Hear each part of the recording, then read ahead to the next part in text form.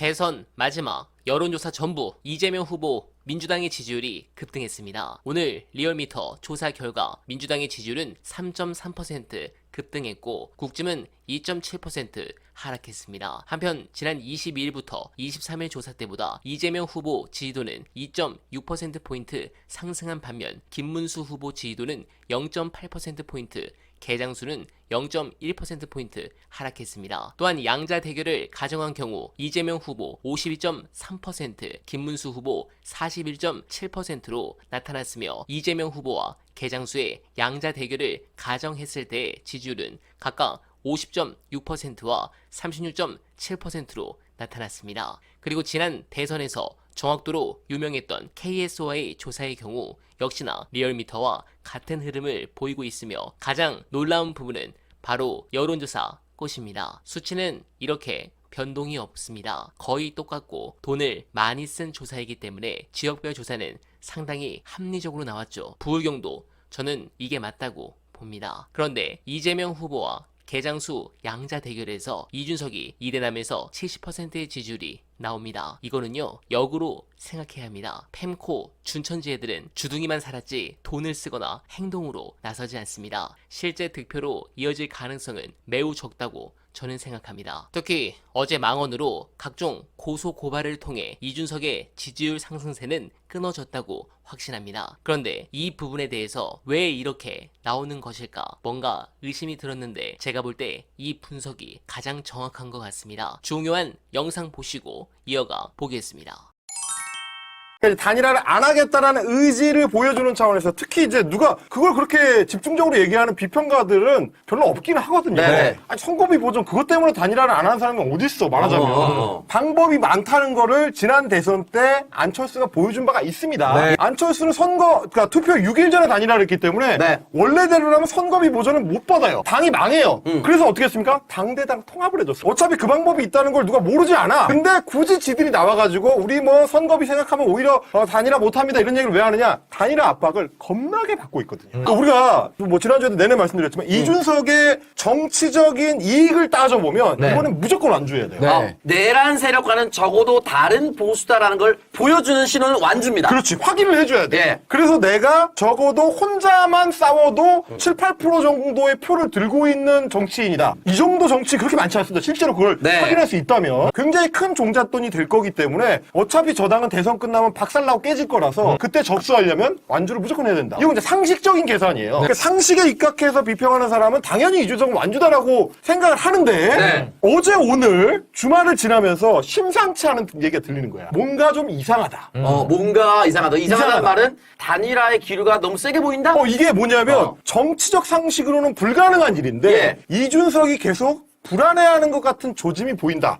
라는 얘기가 네. 개혁신당 내부에서 나옵니다. 그러니까 불안해한다는 것은 단일화를 적극적으로 내 의지로 하는 것이 아니라 할 수밖에 없는 마음의 부담감과 쫄림이 느껴진다? 단일화 안 합니다! 라는 것 같은 느낌을 옆에서 느낀다. 라는 얘기가 이제 취재 기자들을 통해서 이제 나오는 거예요. 예. 근데 왜 그런 얘기가 나오냐면 지금 이준석을 향한 단일화 압박이 우리가 생각하는 정치적인 어휘, 그러니까 김문수 후보가 나와가지고 뭐 이번에 토론회 때 좋았어요. 이런 거 한다든지 김용태 비대위원장이 나와가지고 공식 기자회견을 하면서 종용을 한다든지 이런 거는 상식선이야. 이건 안 받아요. 이건 문제가 아니야. 근데 비상식적인 정치 비평의 영역이 아닌 것들 뒷공작이야. 뒷공작. 뒷공작들이 분위기가 심상치 않다는 얘기가 들립니다. 예를 들면 오늘 기자들이 촉을 민감하게 세운 거는 오늘 낮에 매부쇼에 네. 이제 서울의 소리 기자분들이 나와가지고 녹취를 하나 깠어요. 네. 근데 그 녹취가 명태균도 아니고 명태균 아내의 녹취입니다. 근데 명태균 아내의 녹취 내용이 심상치 않아요. 우리 남편이 신랑이라고 그러더라. 우리 신랑이 그거 얘기하면 안 된다 그랬는데 하면서 얘기하는 게 실불사 어쩌고 할 때 뭐 좀 이준석이 하면 안 되는 뭔가를 했다. 이게 뭔가 압박이 될 수 있을 것 같다고 했다. 근데 얘기하는 맥락으로 봤을 때는 국민의힘 사람한테 이런 얘기를 하는 것 같더라. 요 얘기가 들어가 있습니다. 이준석이 나쁜 짓을 했다라고 한다면 그럼 이 과정에서 명태균은 어떻게든 단일화의 빅딜을 시도해서 이재명만큼 막아서 내가 걸려있는 검찰의 모든 걸 털어내겠다라는 누군가로부터의 압박을 받았다면 다시 이준석에게 역으로 너 단일화 안 하면 나도 줬대고 너도 줬대는데 라고 하고 있는 거 아닌가라는 의심이죠? 그리고 얼마 전에 이명수 기자가 이 기자회견하고 있는 이준석한테 툭 물어봤잖아요. 네. 명태균 전화 받았다면서요. 네. 그거 이거 하면서 아니 전화 왔기를 받았다 뭐 이런 식으로 얼버무린다나? 그러니까 이명수 기자 물어보죠. 단일화 얘기했다면서요? 물어보잖아요. 그 얘기가 어떻게 나왔겠어요? 이렇게 해가지고 어떻게 흘러갔겠어? 그리고 명태균은 왜 쥐가 먼저 전화를 해가지고 이준석한테 단일화를 얘기를 꺼내? 쥐가 뭔데? 보석으로 풀려나와 있는 정치 브로커 피고인입니다. 근데 지금 대선 후보한테 전화를 해가지고 단일화 얘기를 먼저 꺼내. 그리고 페이스북 계속 압박을 해. 그리고 자기 와이프 녹취가 나와. 단일화 압박할 수 있는 카드가 있다. 이런 얘기가 나와. 그리고 또 주목한 게 뭐냐면 오늘 저한테 이제 이런저런 얘기를 해준 기자가 그 얘기를 해주던데 신성범이라는 국회의원이 있어요. 근데 그 사람이 오늘 이준석이 유세하는 현장을 찾아갑니다. 아니 국민의힘의 국회의원이 자기 당 후보 선거운동하기도 바쁜데 이준석이 유세하고 있는데 거기를 왜 가? 유세차로 올라가자고 자꾸 합니다. 둘이.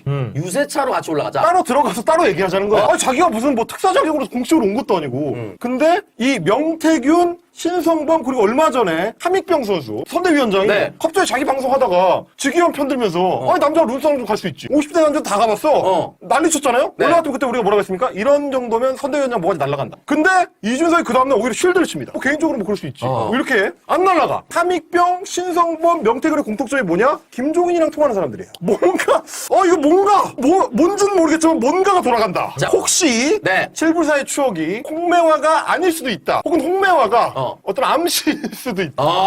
라는 소문이 도는 겁니다. 아니 이준석을 지금 정치적으로 압박하는 건 불가능해요. 그거는 이득이 전혀 없기 때문에 자기 죽을 자리로 안 들어갈 거란 말이야. 네. 그냥 여기서 7불사가 중요한 게 아니고 네. 그날 명태균을 만나서 뭘 했는가야.